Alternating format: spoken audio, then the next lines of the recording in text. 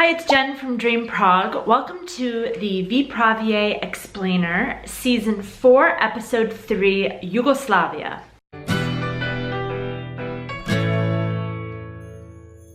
When I first started this series, I did it because I wanted to understand this television show about Czech history and Czech culture, but they didn't have English translations. So I've been translating every episode into English, and I've posted it at the link below, or you can go to dreamprague.com/CzechTV, and you can follow along in these episodes with me.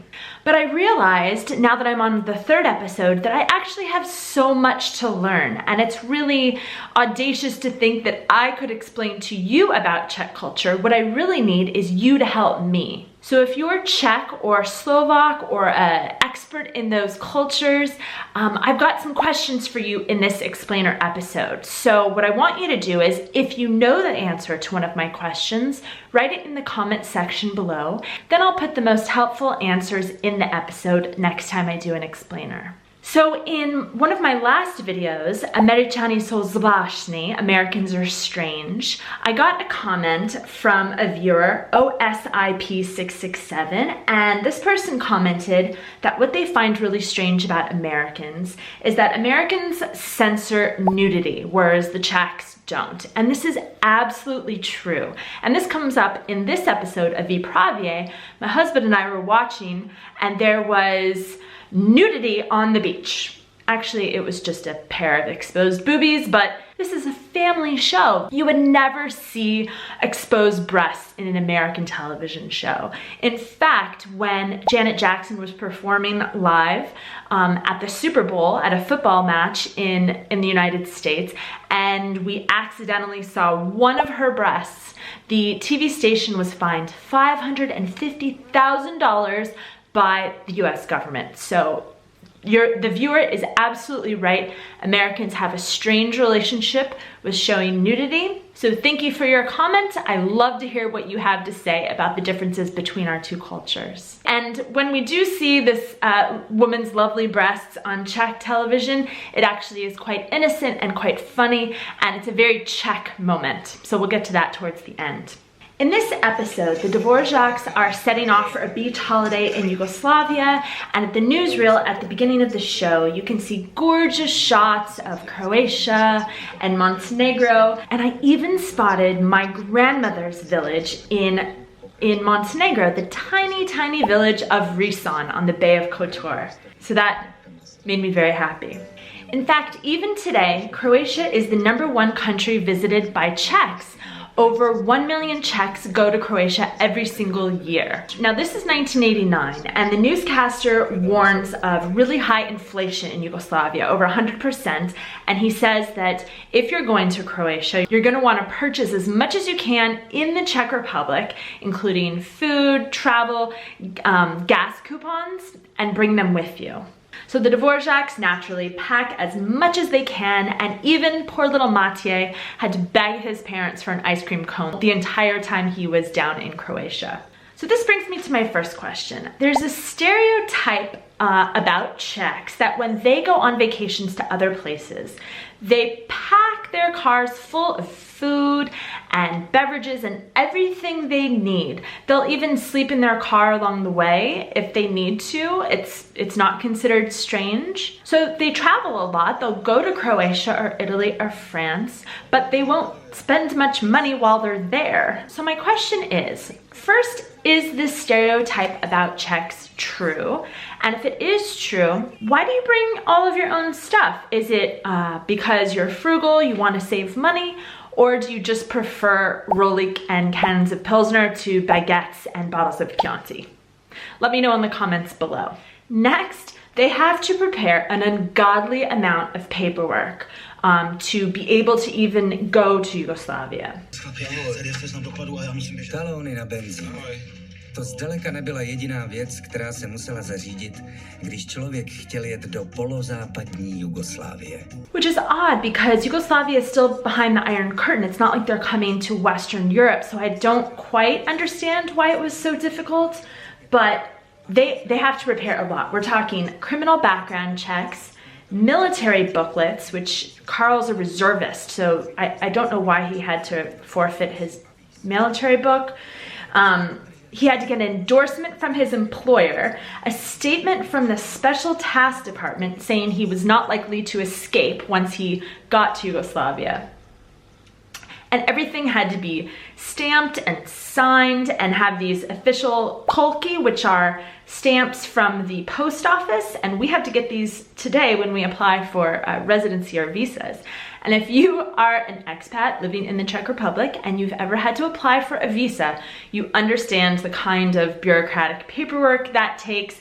And it looked like this takes just as much, just to go on vacation for a few weeks. When they arrive at the campgrounds, they have to check in, and Václav, who is Karl's work colleague, he proclaims to have the most like international experience traveling.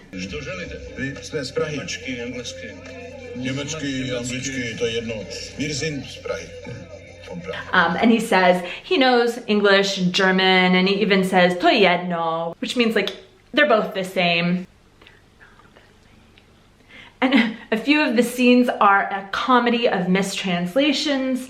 I think it's because the Croatian language is close enough to Czech that maybe they understand some of the same things, but some words can be like totally have a different meaning. Like when Eva is lying on the beach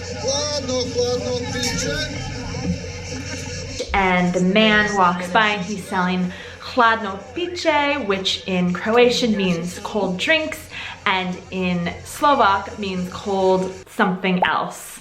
And then Eva comments how they have a very strange language, which is hilarious because Czechs have the strangest language of all. I think we can all agree on that.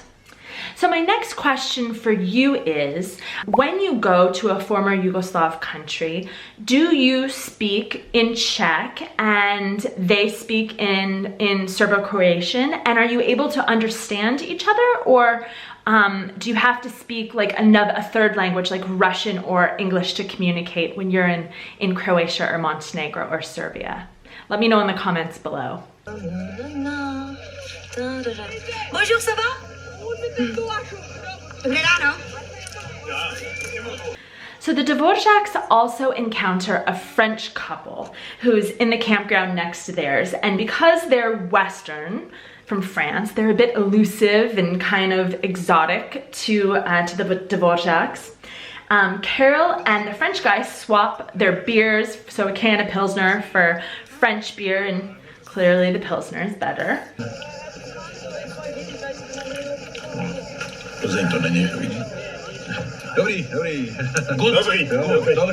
Hansa also discovers that his Škoda has the exact same engine as the man's Renault. How do you say that? Renault? Which just fascinates him, apparently. And Václav even teases Karl for being a bourgeois because he's got like a bourgeois car. So Václav's young son, Vašík, he's probably 18 or 19, and he actually makes some moves on the French woman when her husband is out fishing. Now Vašík is a little sketchy, and earlier in the episode, it seems that he's even stolen some gas talons from Jiří, another person in the group, and then he sells them on the black market in Yugoslavia. Now, I think that gas talons, talony, it's like benzinovi talony, I think. I don't know what a talon is, so that's my next question for you. I couldn't find it anywhere on Google. I think they're like some sort of gas coupon that they would buy in Czech Republic and then somehow use them to pay for cheaper gas when they travel. So my question is, what is that? Do they still exist? Can you still buy them in Czech Republic? Or was this just part of like communist life? Have you ever used them to travel internationally? What exactly are those? So everyone is enjoying the beach, and Jiří and František, who are also colleagues of Karl, are strolling on the sand, and they spot a topless woman, and they're mesmerized, and they comment out loud how her breasts are like two balloons. Because they're in Croatia, they can say this out loud because nobody can understand them, right? except that the woman with the bare boobies is also Czech. And so she introduces herself. Tak to zkuste klidně česky.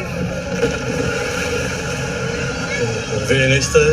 Já jsem Irena. And they introduce themselves and they just start a conversation and end up spending the next several days with them, which would never happen in an American show. I feel like the guy would be embarrassed and he would end up alone at the end of the trip for saying something so stupid in front of these beautiful topless women.